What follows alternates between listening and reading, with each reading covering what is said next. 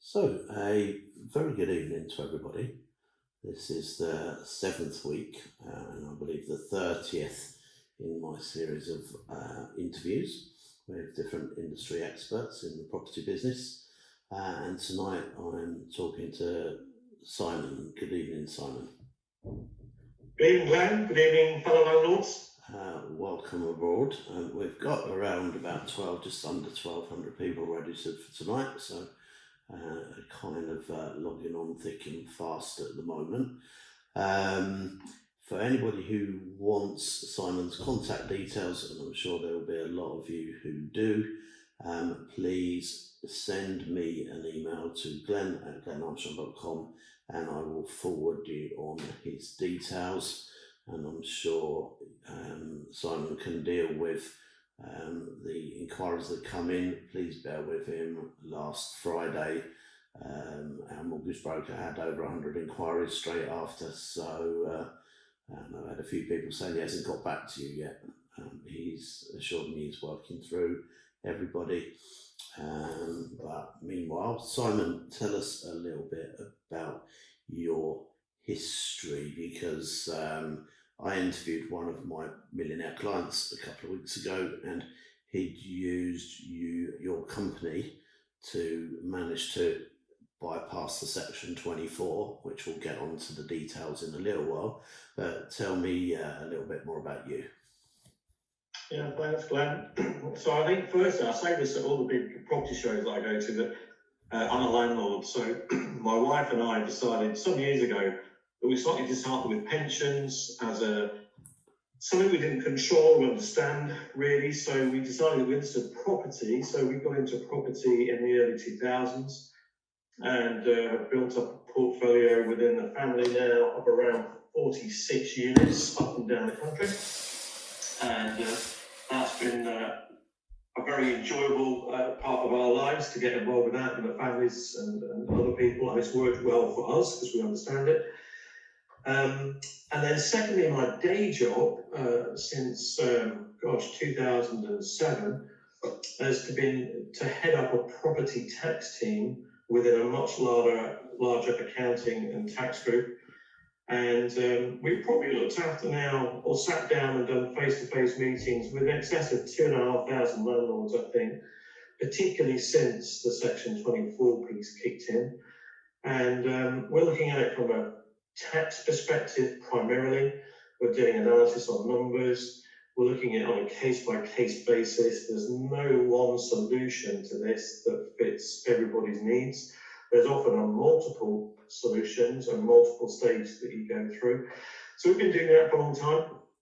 And our business serves around 6,000 businesses, 8,000 private individuals, 200 high net worths, and so on, and a lot of landlords as well.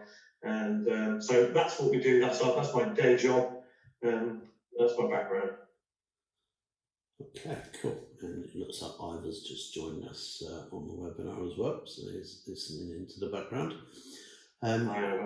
So, tell everyone about Section 24 for that, what it actually means financially to people, because some people aren't actually aware of it still, landlords still not quite aware of the tax implications. Yeah, it's quite interesting. So the government, amongst many other governments around the world, decided back in 2015 to pass a piece of legislation that applies to landlords who own property in the UK, who have mortgages on those properties and are letting those properties. And I'm not talking about commercial here, I'm talking about your typical buy-to-let HMO type properties. And what they said was that from 2017 all the way through to this year, that they would reduce the amount of mortgage interest you could charge against your rental income. And now we're at the position where 80% of your mortgage interest cannot be used against your rental income as a cost. And for tax purposes, is therefore looked at and added to your income. So if you earn 40 grand in rental income and there is 20 grand in mortgage payments, they add the 20 to the 40 And if that pushes you over the 50 grand limit into the 40% tax bracket, then they say that this new legislation called Section 24 applies to you, and the mortgage interest deduction applies to you. And what people are seeing is they're seeing an increased payment in tax due to the mortgage interest now not being able to be used as a cost. And in fact, it's pretty much wiped out a large chunk of the profit that a lot of landlords were making. Correct, 100%. And I think the law originally was designed to, I think there were 1.5 million landlords in 2015.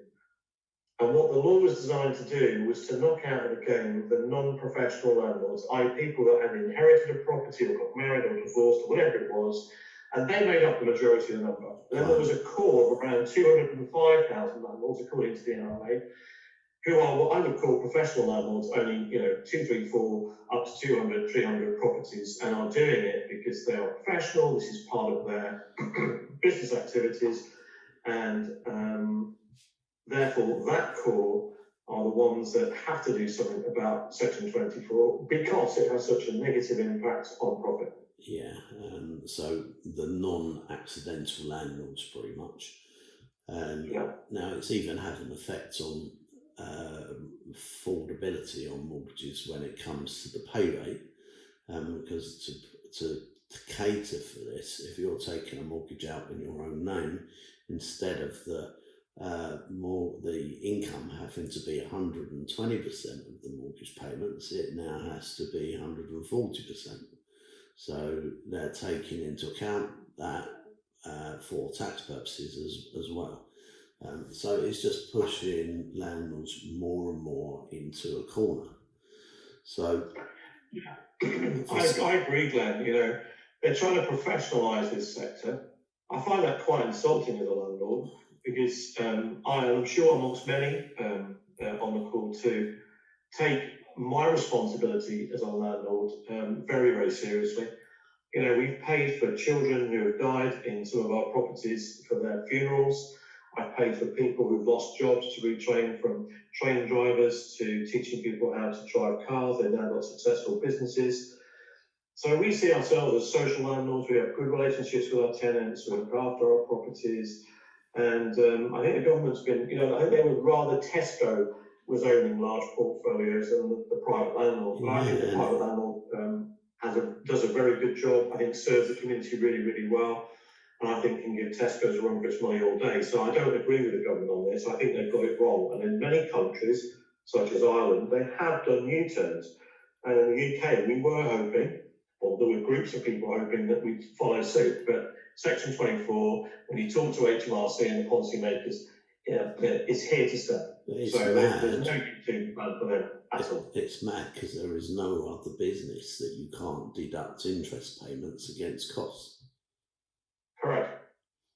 So it just doesn't make business sense. So somebody starting from new, it's fairly easy to walk around that. And I'll let you explain exactly what they were doing if I started from brand new. This is the question I often get asked. So I'm just starting out and I have no properties, but I intend to buy. Should I buy in a company or like a limited company? Because the limited company is the only corporate wrapper, the type of company that is not impacted by Section 24. So people come to go, Simon, should I buy in a company? I go, well, here's the dilemma. If you look at the mortgage rates in limited companies, the mortgage interest currently is high, it's 3+, 4+%, as opposed to high street lending, which is a lot lower. So I tell them all, you've got to do your maths.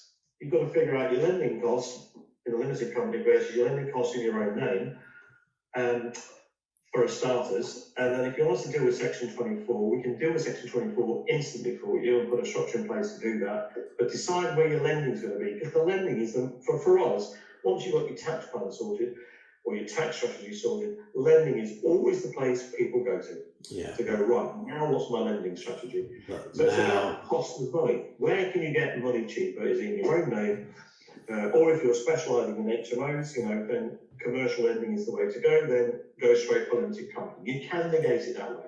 And it is levelling off, isn't it? It used to be a lot more expensive to put it in a limited company, which is why nobody did. But now it's getting close to level. Yeah, I think we've seen the rates since, we've been looking at this hard in comparison since 2015 because of Section 24 come down. They never come down quite as quick as you want. I think before we went into COVID-19 and the Bank of England made its changes, there was a clear 1% gap between high street lending and commercial lending through limited companies and the banks. So I'm think this evening we're going to have quite a large amount of questions coming in to you. So I'm going to start taking questions fairly soon because there's going to be a lot of people that are in unique situations. Just to let everybody know that has joined, that if you want to contact Simon, all you need to do is drop me an email, glenn@glenarmstrong.com. I'll literally reply with Simon's email in there. And then I would say that, having done lots of webinars like this over the years, if your question's too specific, the chances are we'll need more information to answer it on the webinar. So what I say, and what Glenn's very kindly offering, is that we do an hour to an hour and a half free consultation with people, and we will write to you with a spreadsheet asking for your numbers on your properties if you have a portfolio, or what your key questions are, so that we're pre-armed, and then we'll do a Skype Zoom call with you if you'll get up to do that, and we'll go through your portfolio and your options in great detail. Yeah, but and we start with the end in mind. We start with, if an existing portfolio owner, what are you going to do when you die? Who's it going to go to? That's what we start with, and then we'll work our way back to where are you today, and then we build an action plan for everyone that's unique, and then we start to put structures in place and solve the problems for them. Okay, which is absolutely perfect. Now you also specialise in getting people that have got portfolios already to get them to qualify and not have their tax or to allow interest rate relief still. So can you give us because there isn't a one size fits all, is there? There's several different things you use. Yeah, there's some commonalities, but no, there isn't. So, I get people coming to me in all sorts of stages, mature landlords, large portfolios, 1 to 2 portfolios.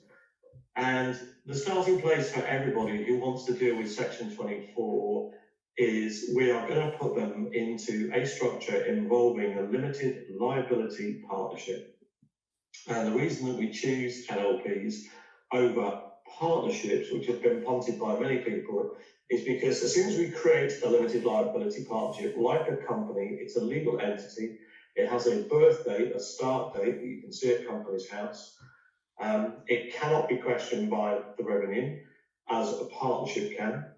And you know who the partners are and when they were appointed. So for us, it's the structure of choice. And in the big court case that everyone talked about, where all this emanated from, when people point back for 20 hours and so on, the law lord said, is there a limited liability entity of any sort? And the answer was no. So that's why we choose, when we do this process, in terms of partnerships, the limited liability partnership. But what we do is we take people's portfolios, and if they want an instant fix, we bring the portfolio under the LLP. Now, for some people, this is quite hard to understand, but you have legal ownership where all the people that own properties today in their own name, we will not impact that. They will still be the legal title owner. They will have to put insurance on their own name, ASTs in their own name, because they are the legal property owner and they can finance it in their own name. However, for tax purposes, we look at who gets the beneficial interest. In our structures, the LLP will get the beneficial interest. And let me take the word beneficial out and put economic. Who gets the economic benefit? So for accounting purposes, the economic benefit goes to the LLP. The reason we do this is if we set up the structure in this way and we let this run for 2 years, we can, should we wish, incorporate, i.e. move everything to a limited company, free of capital gain tax, free of stamp duty, because we're transferring a business. So that's why we use LLPs, and it's our go-to vehicle. Now, if people, such as the webinar you heard with our lovely client, Ivan, good evening, Ivan, who got to a point of saying, actually, I want to get out of Section 24. I'm quite happy with high street lending. I'd rather stick with that, but the Section 24 I really want to deal with. Then we bring in a limited company as the third partner. So it can be an individual as a partner LLP, or a couple, which tends to be the main, will be the members of the LLP. The limited company comes in to form the third partner. And essentially, as soon as we do that, Section 24 ends. And people say, why is that, Simon? Well, the reason is that we apply different responsibilities to the two corporate entities. So the limited company will take responsibility for debt and recording debt in its accounts. It will make a slight profit from doing that, and I'll explain that in the consultations when we meet. And in making a profit, taking responsibility for debt, it now means that all lending is outside of Section 24. So Section 24 no longer applies. And people can sit in this structure recording all the rest of their income and their costs, apart from finance going through the LLP. That ultimately will make a profit. That profit will be divided amongst the human members, either individual or couple. They'll then report that on their tax returns. They'll then pay tax on that in the following January, at the end of the tax year. And that's how that operates. They can continue to buy property, sell property, add property to the portfolio, and it will be outside of Section 24. Now, would you? Some people, sorry, guys. that side of it. Would you introduce some sort of letting agency company into that structure as well that you own?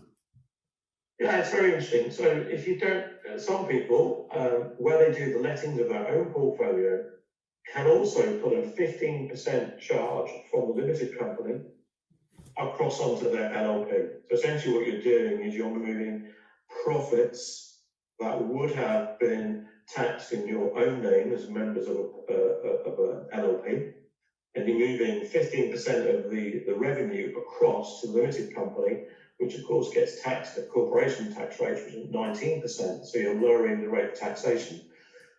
Profit shifting is a simple word for it, but yes, you can use a limited company for that. Or if they have another limited company that's doing a genuine separate lettings business, not just for them, but for other people, they can also charge their LLP 15% as a way of reducing profits. And if you reduce the profits, you reduce the tax, which is a good thing. Yeah, and also it then qualifies as earned income as opposed to unearned income. Yeah, correct. I mean, LLPs are great vehicles, they really are. They're very flexible. Professional services firms tend to use them because you can move equity amongst members, you can move cash, you can move profit. One nuance of LLPs is company car tax doesn't apply. So if you're not applying, if you Glenn have a car and you're spending 5 days out of 7 days, if that car is available to you, and of those 5 days you're purely working in property as you are, then 5/7 of that car's costs can be attributed to the LLP. I'm talking about maintenance, fuel, insurance, taxation, finance costs can all go to the LLP as a cost to reduce profit and reduce tax without being a benefit in kind. And what if you have more than one car? Well, it's still fine. I mean, I once had a chappie who would put shoes on horses. And he said, "Son, I've been dying to buy a Lamborghini for ages." And he said, "Okay, if I'm in this structure, can I buy a Lamborghini?" And I said, "You could, but I doubt we get it through HMRC. Why don't you just stick to a Range Rover?" So he did, thankfully. So, there's all sorts of things you can do here, but I think it's a nice to have, because anything where something can be attributed as a cost to a business as a tax reducer is really, really helpful. Something else we do, Glenn, I mean, just to mention it, is lots of landlords don't have life insurance in place. If you are married or in a relationship and you have children, it is sensible to have life cover, so just in case you pass away.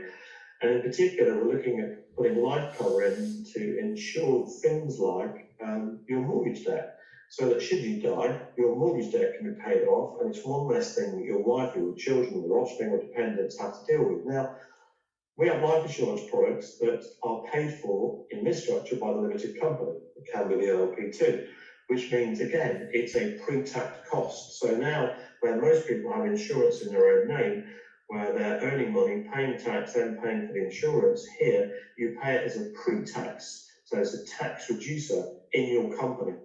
And the second thing is when it pays out into a trust, so it keeps it outside of your estate, so that on death, it's not included in, as many insurance policies are, so you get 2 million quid, it becomes part of your estate, and you get taxed on that at 40%. So there's lots of things that we can do in this structure, too many to cover on the call, but they're great, and they're loved by our clients once they understand how they work, and we pretty much can put something like this in place for people within 4 to 6 weeks, from starting from zero. We have stock companies on the shelf ready to go from April the 6th, the start of the tax year. So if you want a consultation, reach out to Glenn and he'll pass you our details and then we'll get you booked in. And there's a team of people here, so it's not just me, there's a team of people that will meet with you and sit down and talk to you. But that's just one of our options, Glenn. So we have other options too. So something that I'd like to ask you is if you have your structure through a limited company that actually, you start off buying the properties in a limited company right from get-go, that should something happen to you, but you've got other partners in the LLP, you're not going to have to redo all the mortgages, are you? So if you've bought property in a limited company that you own, yeah, and you've got an LLP with other partners, you were saying? Yeah, it's just basically that if you've got all the properties in your own name and something happened to you, that you've got to have enough life insurance to repay all the mortgage companies so that you don't have an issue there. But if you put it in a company structure, you're probably not going to have to pay off all the mortgages, because the mortgages, are they going to be passed down? Because they're in a limited company. Good point. The way we deal with it, so let me come at this from a different angle. For people who have low loan-to-value rates, high portfolio values, so I recently had two lovely gentlemen who came to this country in 1973 as refugees, now in their 70s and having a great lifestyle. They built a portfolio. We're just moving it into the limited company for them. The £8 million and £12 million respective with no lending on it. And their big fear was, what happens on death? And I said, well, if we have you in a limited company where you and your wife own the shares, and I'll cover all of this in various ways, then if we put a trust, we call it a business succession trust in place, and you give the shares of the company, so we give away between 50 to 99% of the shares to the trust, then the trust now owns your company, and the company owns your £8 million worth of assets. Now, some can have mortgages on, in these cases they didn't. What happens then when mum and dad eventually pass away is the trust owns the company, and therefore any mortgages stay in place and continue to be remortgaged within the company. The children, the offspring, in this case the children and the grandchildren, are the beneficiaries, i.e. they can access the trust and they can take money from the trust, which essentially is taking profits from the limited company, and they can use that as income. What we like about this is that control stays with mum and dad, who originally created the portfolio in the limited company. When they pass, control moves to the next generation. The next generations can access cash from the portfolio in the company.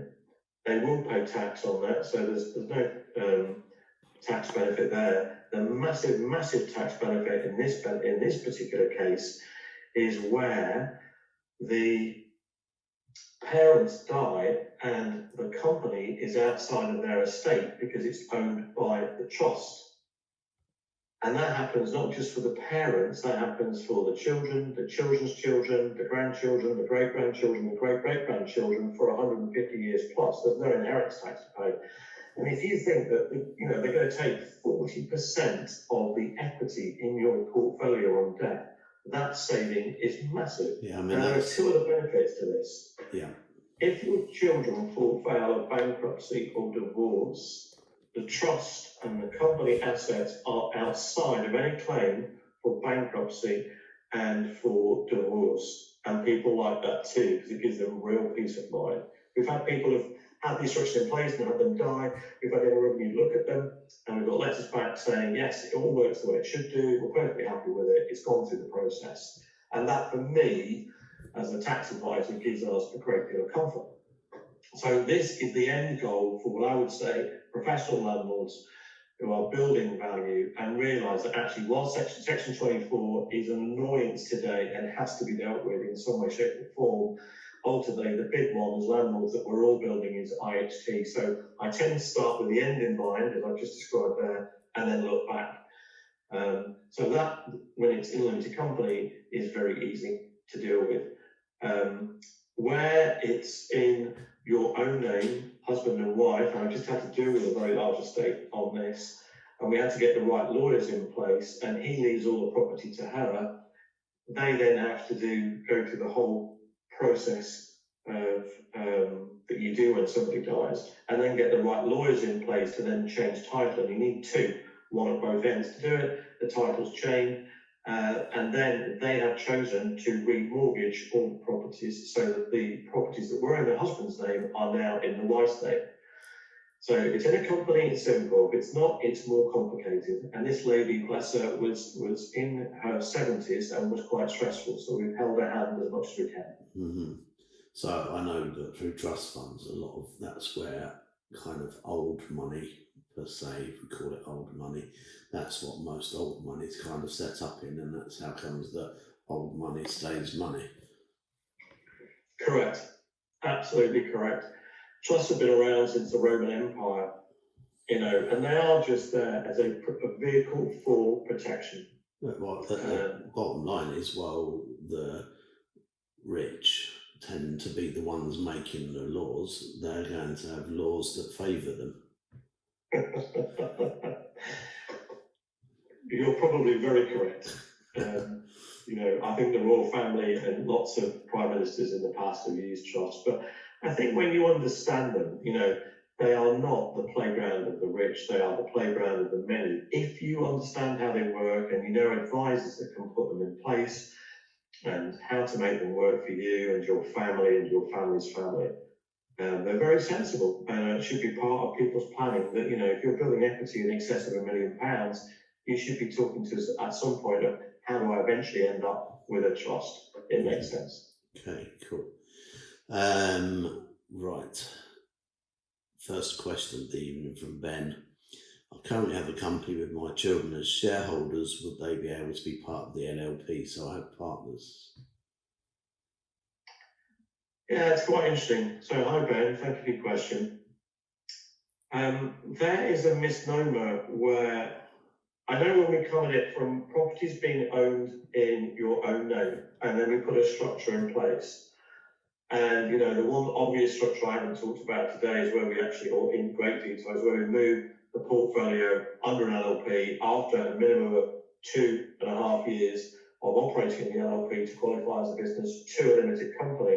People then think, I'll bring my kids in as shareholders because then they can start to pick on some of the equity. Well, you're introducing the assets into a limited company. You own those assets, therefore you're the only person entitled to have any access to them. You can bring your kids in as shareholders, but if you start to move equity to them, then we're going to trigger tax charges because they didn't own them in the first place. And I don't particularly agree that having them as shareholders in a limited company is the right way to go. Our belief is that trust is the most intelligent way to do it, because you're not solving the inheritance tax issue here, generationally. So come and talk to us, Ben. We'll give you a long answer, having looked at your particular details. Okay, and again, I think the same answer is going to be to Sachin, who asks, I think the question is, if your books on average numbers, how does it compare? One, how do you compare a company? Of course, I'm going to let you deal with him direct. This is doesn't quite make sense, the question to me. Let's go to Shan. Do you have to keep the LLP after 2 years or dissolve it? Yeah, great question. Thank you, Shan. So what happens is that we trade for 2 years. We have to produce 2 accounting years. That doesn't actually mean a full 12 months, believe it or not. You can, if you start part way through a year, use part of the first year, 6-7 months, and then a full 12 months. And then in the third year, we look to incorporate. For that, you need a conveyancer, you need to revalue your portfolio and refinance your portfolio within 3 months of it moving to limited company. Once it moves to limited company and we complete that process and give them all the advice and free of CGT and stamp duty, we then dissolve the LLP on your behalf. It no longer has a requirement. Now, caveat, if you're a landlord and you're earning well into the 40%, or even just kissing the 50% of income, you and your wife, then we might use the LLP for a very tax advantageous structure to reduce your tax. But that again, we'll do on a case-by-case basis. So in this case, if for most LLPs, they just get dissolved, shut down, and no longer exist. It's a straightforward process. So you're just left with your limited company with your properties inside it. Okay, John says, will doing that make mortgage rates more expensive? I'm assuming that's the question we answered earlier on. Commercial rates by and by are at least 1% higher before COVID and the Bank of England changes than high street lending. Right, Neil says, if I rent out a property that's in a personal name, can a limited company collect the rent? Yes. There's a million ways to answer this. I'd want to sit down and look at the detail before I gave a definitive black and white answer for you. I know there are rent-to-rents, there's all sorts of things that people do. I've had to unpick a lot of things where people have pushed properties to a limited company using various documents, but it's risky in certain circumstances. So it's hard for me to give a specific answer here so please use our consultations, please reach out to Glenn, come and spend some time with us, and we'll give you a very detailed explanation and you'll enjoy the process too. Yeah, so just to recap, especially for those of you who just joined, if you drop me an email to glenn@glenarmstrong.com, don't forget Glenn's got 2 N's, and I will forward your details to Simon and he will get in contact with you. Right, question from Stuart. Stuart's one of my clients who's actually a financial director, so I'm expecting a good question here, Stuart. Simon, can you use an LLP for the letting income in your limited company to hold the houses and charge a rent from the limited company to the LLP to make more profit in the LLP in order to pay a tax rate as the profit as opposed to corporation tax? We normally do it the other way around, actually. We normally try and use the corporation tax shelter of 19% over the 40% partnership tax that you can fall into should your revenue get higher. For limited companies, for mainstream limited companies that are making a lot of money and so on and so forth, we do have a structure where we put an LLP below it as an investment vehicle to reduce the tax on the key shareholders as a directorship. It's something called a hybrid. We do them for high net worths, for celebrity chefs, Formula 1 drivers, and so on, and for businesses that are very successful. And I think that's what you might be pointing to. And I'm quite happy to talk to you about that, Stuart, but let's do it on a consultation where I can really get around your numbers and show you all the variants that you can use and the different ways we can help you. Okay, Stuart at the moment is buying properties in a way that he lays out for them but gets more than his purchase and refurb costs back on everyone, so he's never going to run out of money. So he's going to continue buying 10 or 12 properties a year. So he's got the Glenn Armstrong money tree. He has. He's doing it very well as well. Congratulations, Stuart. Well done. Nar says, good evening. Could you use a company car and benefit in kind for a limited company? I'm only one director in a limited company. So, as you know, benefit in kind applies to a limited company. The point I made earlier is if we're using a structure for a landlord where we have an LLP and a limited company, then part of putting the company car cost through the LLP means that benefit in kind rules do not apply to the LLP because essentially it's see-through for tax purposes. Sadly, it doesn't work for health insurance. If you've got health insurance with an LLP, you get taxed at benefit in kind rules. So as you know, if you put a company car through a limited company, it's treated as benefit in kind and you get taxed on it. So hence I mentioned it earlier, just to prick people's ears up to go, oh, another reason for looking at LLPs and thinking about them in maybe a group structure that I use. Okay, and Noah also says, I've income protection insurance in my personal name. Can I put that in my company name? Yeah, I'm a great believer in, as I said before, in having insurance products going through the company. There are certain types of insurance products that do that. We have all the main providers for that, and we can reinsure you through the company so that you're paying for it in the right way, the most tax efficient way, and to benefit you and your company. Cool. Richard just comments, awesome information, very inspiring. Right, maybe you can understand this question. It's from Sanabu. Please, what is the case name / citation for in relation to the LLP?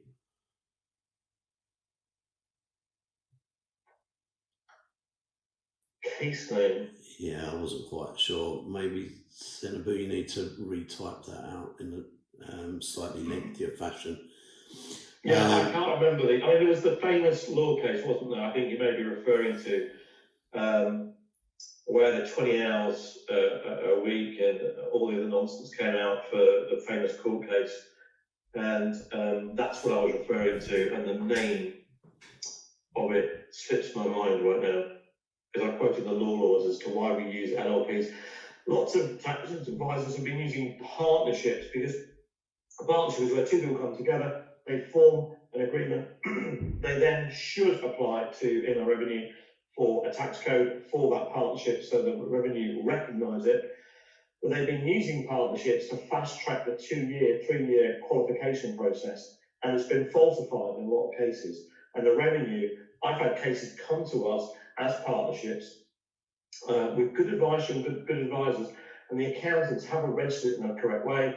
They've done their 2 to 3 years, come to us, the revenue said, actually, we don't recognise that as a partnership, we just see it as 2 individuals because their tax returns that they submitted didn't reference it, the partnership hasn't been referenced, which is why we as a company have always use limited liabilities, because they can't argue it. As soon as we create one and put you in as the shareholder, as the partner, you can see it at Companies House, it's a matter of legal record. We've never had one challenge, but we've had plenty of partnerships, which is why we don't use them. Okay, thank you. Right, I've had a question from Milud, which says, can I get the details for Simon and his team? And I've had another question say, please, can you book me in for a consultation? But I'm not going to be able to take anything from typed messages on here.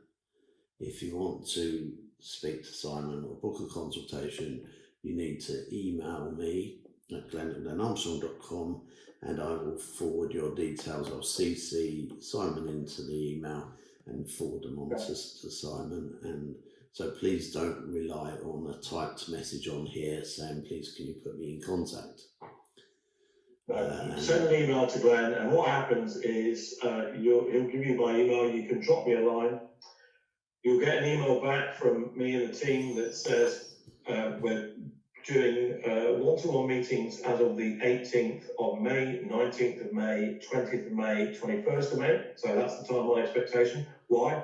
We're busy with webinars and doing other consultations this week with existing clients and helping them out with Bounceback loans and bits and bobs. And then we'll also ask you portfolio details and what your key questions are, so we can do some numbers before we meet you. And then we'll arrange a time. And most of our meetings are over Skype or Zoom. We'll run through your numbers, we'll run through your tax liabilities, we'll show you your options on screen, we'll talk through the pros and cons of each. And most people conclude, as we do, what is the best option and way for them going forward. We'll then look at that cost. All of our fees are spread over 12 months at 0%, but we've been doing that since 2015. and then we engage you, and we can do other services too, like your accounts and your pensions and your wills and estates and so on and so forth. So there's a whole range of things we do. We'll start with a portfolio on what your particular problems and needs are, and we'll find the best agreed solution that we can. So I don't believe that there's a lot of people on here. I know quite people who are aware of Bounceback loans, but I'm not quite sure they understand quite how easy they are to get. Can you just expand? There's two really helpful things, Glenn, I found that the government have done. One was the Ministry of Housing and Communities Local Government guidance that they issued. It's called Coronavirus COVID-19 Guidance for Landlords and Tenants. If you haven't found that, go onto the gov.uk site and type in Guidance for Landlords and Tenants. It's really helpful. I've issued it to a few tenants just to give them clarity, and it starts off by saying, tenants, you are still required to pay your rent. So have a look at that. We found that really helpful in solving lots of problems with tenants and landlords. But it also deals with evictions and what's happening in terms of timeline. Bounceback loans, I think our lines were fizzing from a week last Friday when they were announced and when the banks started to take inquiries. Bounceback loans are great, but they have been designed for people who have trading income, or at least 50% of their income is trading. Now, I've listened to loads of seminars on property gurus talking about bounce-back loans. There is a grey area right in the middle of it in the eligibility clauses, which you have to self-certify, and I've looked at them in detail today. So does an investment portfolio of itself in a company where it's just investment income qualify for the bounce-back loans? I'd say probably not, because it's treated as investment income. If, however, you have other income going through it, let's say you're a coach or a consultant or a plumber or an electrician or a VFD or whatever, and you have other income going through that company too, and it tends to be the larger of the two, then bounce-back loans are for you all day long, and they'll give you 25% of your 2019 recorded revenue, top line revenue as a loan. It takes 3.5 minutes to apply. It's so quick, but you do have to self-indemnify yourself on some of those technical points that sit within it. If you haven't got a company and you set one up since 2019, you can estimate your turnover and apply for 25% of that in a bounce-back loan. And should they accept you, the money moves into your business account 3 days later. Okay, so literally, if you're a startup, you can get a bounce-back loan. Yeah. Okay, Ben says, how much does a trust fund cost to set up, and at what point does it become cost effective? It depends on how much equity you have in it and what your IHT liability is. And it's made up of two. It's made up of an administration charge and then another fee. But Ben will cover that when we do the one-to-one with you. I can tell you what the ongoing cost is. What's interesting is that every trust has a group of trustees, which will be a minimum of 3 people. And they tend to be have an annual fee of around £750 to £1,000 tops. And you can appoint them. You can appoint your accountant, your lawyer, professional people that you know. They just can't be close family. And all they're doing really is your bidding. You're bidding and making sure that the accounts for the trust get filed every year and that they are doing good governance as protectors of your purpose. Okay, have you got, Mike says, some sort of structure to your costs? Again, I'd say Yes. Email, and it's going to be very individual depending on how complex your situation is. Yeah, well, I mean, we pretty much have 4 or 5 different solutions for different people depending on where they're at and what's applicable for them. Our pricing structure goes up depending on how many properties you've got for our basic Section 24 planning. If it's CGT, capital gains tax, you want to sell property portfolios, which most of us are on buy and hold, but if you're looking to do that, you need to incorporate that. And again, it's based on the amount of properties that you hold. and then the business succession trust is based on the amount of equity and IHT that you would have paid. So it's all pretty straightforward. Okay. Something totally different. Cynthia says, "Hi Glenn, I'd like to talk to you about a complicated property development deal. Tried to email, if you've not heard from you, please could you contact me?" I would say, Cynthia, you've probably bounced into my junk box, but if you email mark@glenarmstrong.com, that's mark@glenarmstrong.com, then he will be able to set up some sort of appointment with you to have a look at it. Okay, Palmetto said, would you put the trust in the UK? So that's just a 19%, or can it be an offshore? Offshore planning, unless you live offshore, and I've dealt with plenty of private individuals who've lived offshore in Monaco for tax reasons, and they are miserable in the main. Offshore planning has been looked at by the revenue as something they aggressively pursue. There's no requirement to do a trust offshore. We don't do trusts offshore. UK trusts are fine. Scottish trusts go on forever and a day, so they have some benefits over English trusts. But if you are domiciled in the UK, you have assets in the UK, we would have a trust control in the UK. British law is very stable. Moving trust overseas, if you've seen the April loan charge based on trust that came out last year, and there was some huge 30 billion that they were taking off 50,000 people using overseas trusts. That was quite scary. So anything offshore now is hugely frowned on by the revenue. In the good old days, Jersey and the Channel Islands were tax havens. Well, the revenue marched in there one day and said, if you continue to do tax planning here, then we'll remove you from the Commonwealth. So they pretty much rolled over and they had their tummies tickled and they stopped doing it. And now they're in banking and investments and other things. So UK trusts are very sensible. It's the best place to have them, in my opinion. And the revenue, when used this way, are perfectly happy with them. And that's where we need to be, in harmony with the revenue. Okay, Stuart's got a question that I'm going to answer partially and then ask you to comment on, Simon. Stuart says, does a trust protect you from personal guarantees if you place what you own in the trust? Stuart, it depends, I think, whether you use the asset as your guarantee, or I suppose as a personal guarantee. That's you personally, so there we go. Maybe I'll let you answer that one, Simon. Most people we deal with are not buying properties in the trust, they're buying them within the company. They're owning them within the company. So if the company has lending on it, then there's various ways that people will seek to put guarantees in place, whether you accept them or not. But of course, the lovely thing about the trust is that in reality, the trust owns the company which owns all the assets, which actually is outside of your personal assets. So should a claim come against you, you've probably got your own home thereafter. So, and you can do things with that as well. So no, the trust does not mitigate it, because we don't normally buy property in the trust. It's done in the company, and normally they come with some form of guarantee, unless you put your foot down and say no, if you've got that kind of sway with the bank. Cool, all right.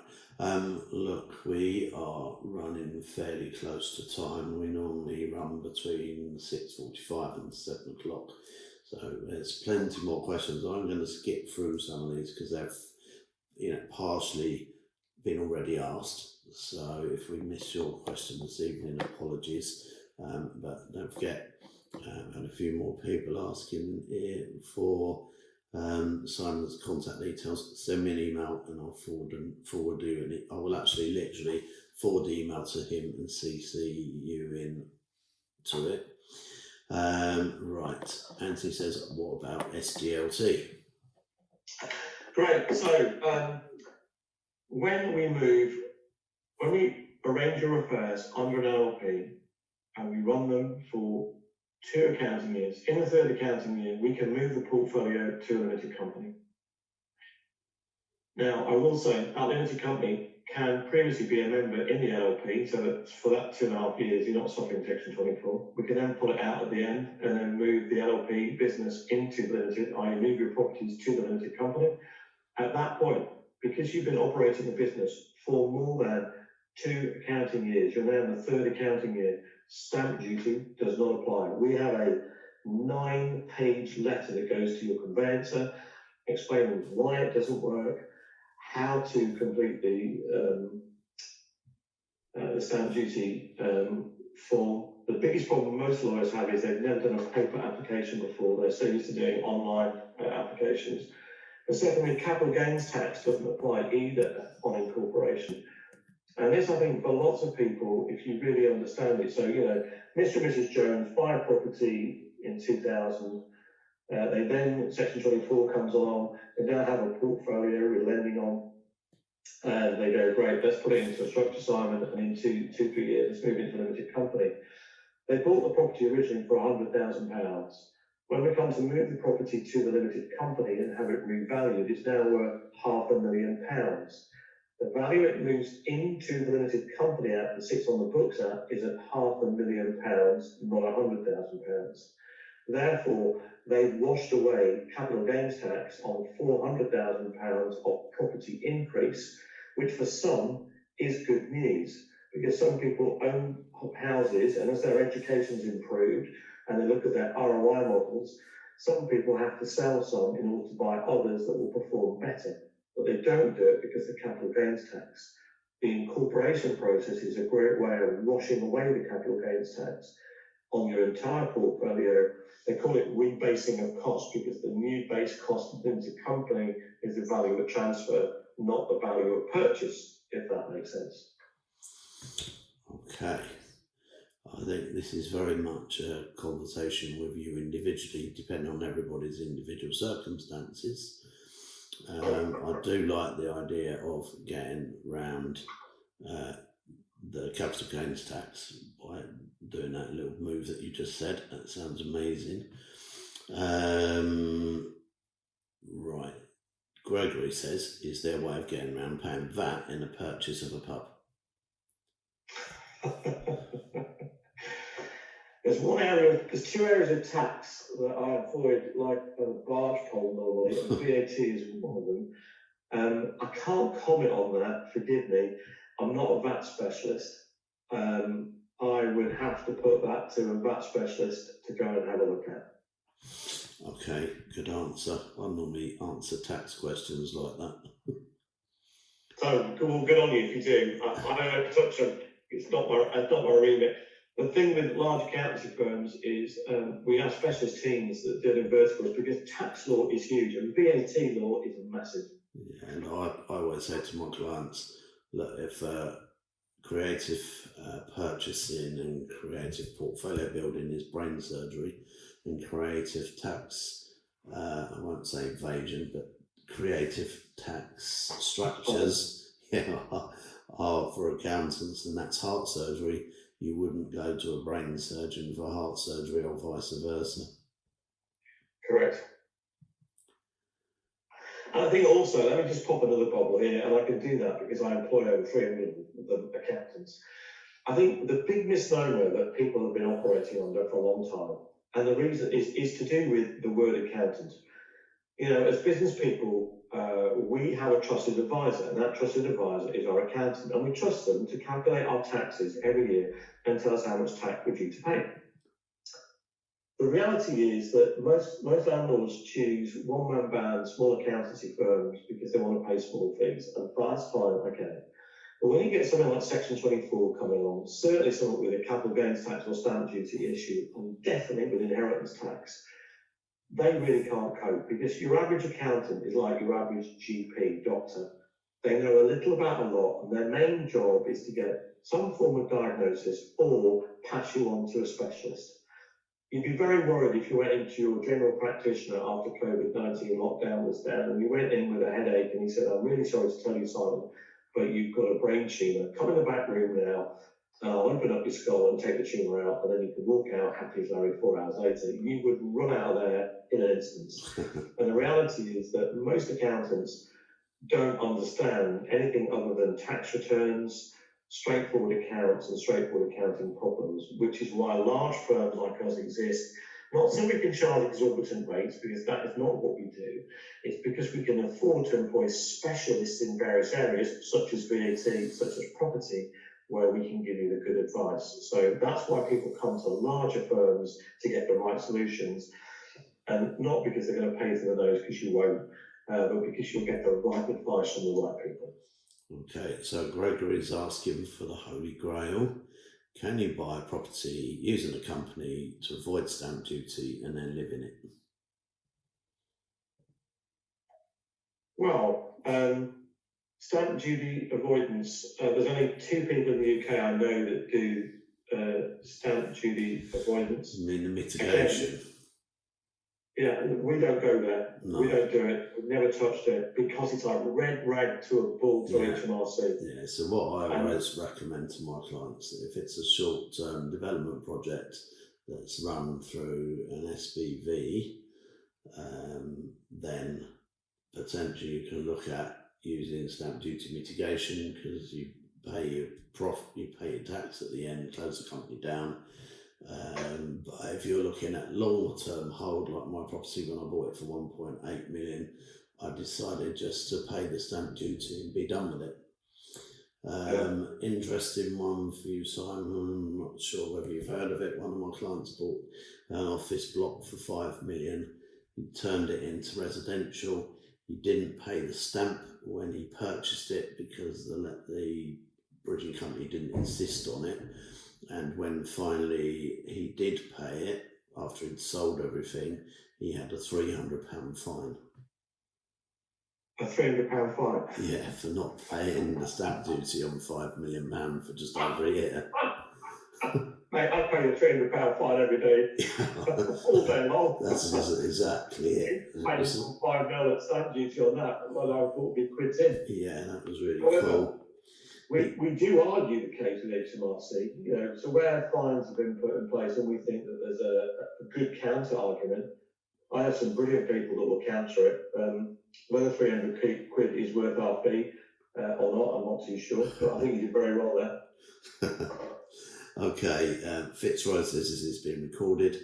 Yes, Fitzroy, it is both the webinar and on video, which will go on my YouTube channel.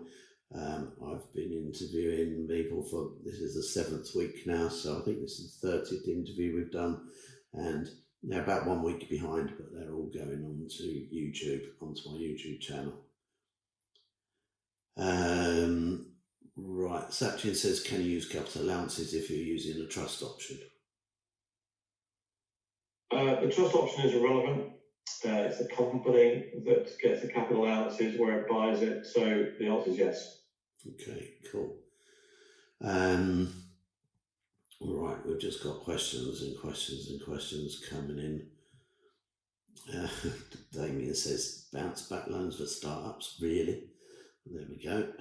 Yeah, the legislation is quite clear. It says that if you've started a company since the 2019 accounts, if you've got an existing company, have been submitted. So if you started a business since April 2019, you've yet to submit your accounts because the year end will have just come and no one gets their accounts in within 3 weeks of year end, more like 8 to 9 months, then you can estimate.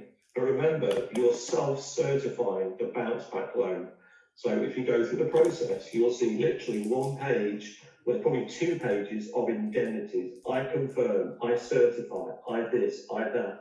So what they're saying is, you're self-guaranteeing this.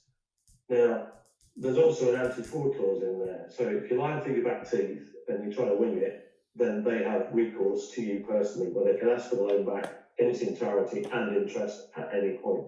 So don't wing it, be dead straight with them, and you'll be fine. Okay. So thanks very much for joining me this evening.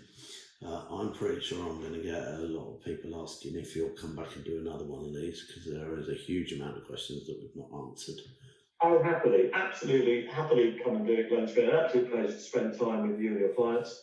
Thank you all for listening. I know that it can be frustration where You've got lots of questions that you want to answer, and I just finally say to you, send an email to Glenn requesting our details, and then we'll book you in from the 18th of May to do a one-to-one. We'll write to you, we'll ask some details beforehand, so we've got absolute clarity on your position and the things you want to get out of the call. And I promise you, for the 2,500 times we've done this as a group with landlords, you'll find it enjoyable and a good investment of your time. So thank you, Glenn.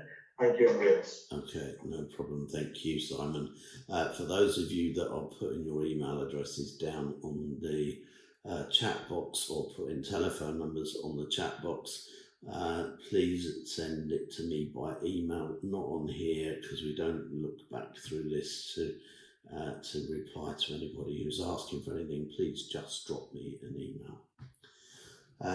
Right, so tomorrow I've got back Mohit Chopra from the solicitors company, who were on here a couple of weeks ago, and again we were inundated with questions, so Mohit's very kindly agreed to come back again for tomorrow evening. Wednesday will be an amazing person to listen to.